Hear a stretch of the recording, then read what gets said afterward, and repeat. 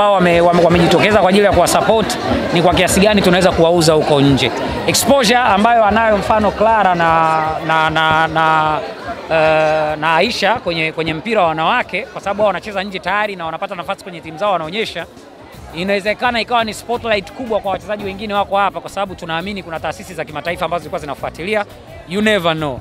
Kwa upande wa muziki, kina Frida, wachezaji wa mpira wa miguu wengi tunajua ni mashabiki wa muziki.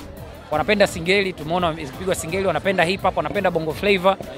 Leo wamepata kushuhudia upande mwingine wa Frida kwamba pamoja na kwamba anaimba hip hop, ni mchezaji kumbe uwanjani amegusa mali, umeona uwanja mzima umeamka umeshangilia. Dakika zake 10 tu zilikuwa zinatosha, kwa sababu amegusa mara 2 dakika 10, lakini umuhimu wake uwanjani umeonekana Frida. Na alikuwa amekula usinga. Kitambaa vai bwege, sio kama umenielewa.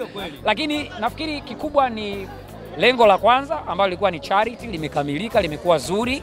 Mwitikio wa watu ulikuwa mzuri licha ya kwamba tuko kwenye sikukuu, lakini mtoko wa weekend umepatikana. Jambo la pili la kuexpose na kufikisha kwa watu kuhusu taswira ya mpira wa miguu kwa wanawake limekamilika. Lakini jambo la tatu na uhakika kwamba mechi itakayokuja ya pili itakuwa ni mechi nzuri sana kwa ajili ya charity inayokwenda. Kwa hiyo kikubwa ni charity, jambo limekuwa alhamdulillah, tumeshuhudia mechi nzuri kusema kweli. Labda tutarajie kuna siku Hashim Ibwe naye atajitosa kwenye hivyo, utafuta naye labda mechi na Alikamwe au Ahmed Ally hivi. Mimi ngoja niwaambie ni ukweli. Hii ni ukweli kabisa. Tumeshazungumza sio mara moja au mara mbili mimi na Alikamwe. Mimi na Ali tunatoka wilaya moja, wilaya Mwanga, mkoa wa Kilimanjaro. Sawa sawa? Kwa hiyo tulikubaliana kwamba hatuna timu ya ligi kuu. Hatuna timu ambayo inacheza hata ligi daraja la kwanza. Sawa? Kwa hiyo tunatakiwa kama watu ambao pengine tushaonekana sasa tuko kwenye mpira huku, lakini mkoa wetu hauna, tupambane basi tupeleke kitu pale. Kwa kuna mechi ambayo tutaipeleka pale Kilimanjaro kwa ajili ya watu wa Kilimanjaro, mimi na Ali Shabani Kamwe. Lakini kupima hilo tutaanza kwenye mechi ya tarehe 5 ya Wape Tabasamu mwezi ujao ya timu Kibwana na timu Jobu. Kwa hiyo mimi kocha wa timu Kibwana, Ali kocha wa timu Jobu. Kwa hiyo tutapimana hapo. Last time nilifungwa. Kwa kweli siwezi kuelezea matokeo, hali ilikuwa ni mbaya. Mbona kama alijiuzuru baada ya ile mechi? Hapana, hawezi kujiuzuru. Timu za waandamizi huwa ni mpaka ufe. Timu za kiandamizi mpaka ufe ndio unaweza ukaachia timu. Vinginevyo mpaka watu labda waseme hatukutaki. Yes. Hashim, ligi kuu inarejea tarehe 18 na leo ni tarehe 8, zimesalia siku 10. Kwa upande wenu Azam FC, mambo yakoje kampeni hivi sasa? Si wachezaji wetu wote wanaripoti kambini leo.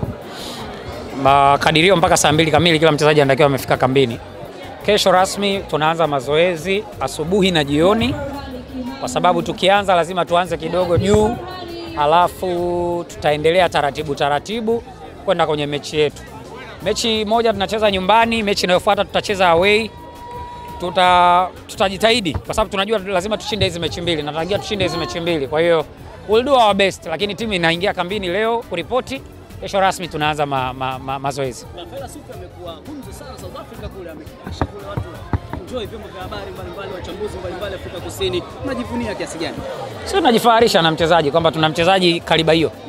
Na nishalisema hili sio jambo ambalo nimelisema mara moja au mara mbili, kwa sababu of course ukiwa na kitu kizuri uhitaji PR nyingi au kuapia, wallahi anajua hapana. Faisal ni mchezaji mzuri na ameprove, lakini nafikiri mchezaji ambaye amezungumzwa zaidi Afrika Kusini ni Pascal Msindo. Msindo ni miongoni mwa wachezaji besti sana ambao tuko nao nchini. Ni miongoni mwa wachezaji potential sana kwenye kikosi chetu, na tutamlinda kwa gharama yoyote kuhakikisha kwamba anaendelea kuitumikia Azam Football Club, na tutakilinda kipaji chake. Iwe ni kwa dua, iwe ni kwa hela, iwe ni kwa ngumi. Tutalinda kwa namna yoyote ile. Pascal Msindo ameanza kuzungumzwa kwa ukubwa hii misimu miwili, lakini msimu uliopita nafikiri alikuwa bora kama ambavyo anafanya msimu huu, na hata mechi ambazo ameitwa national team amekuwa ni mchezaji ambaye anafanya kazi nzuri sana. So watch out guys. Hapo kwenye swali langu mimi nauliza kuhusu kulinda kipaji chake kwa hali na mali. Ni Pascal peke yake au na wengine? Of course si wachezaji wetu wote si wachezaji wetu wote ni wachezaji ambao wana talents za hali ya juu. Ni wachezaji wazuri sana. Lakini shida kwa soka letu ni kwamba mchezaji mmoja anapoanza kuingia kwenye midomo ya watu, hiyo ni kitu kingine. Kwa hiyo ndio maana tukasema tutajaribu kwa namna inavyowezekana kumlinda ili aendelee kubaki kwenye kiwango chake alichokuwa nacho, ili atugee kile ambacho sisi tunataka kama timu. Asante.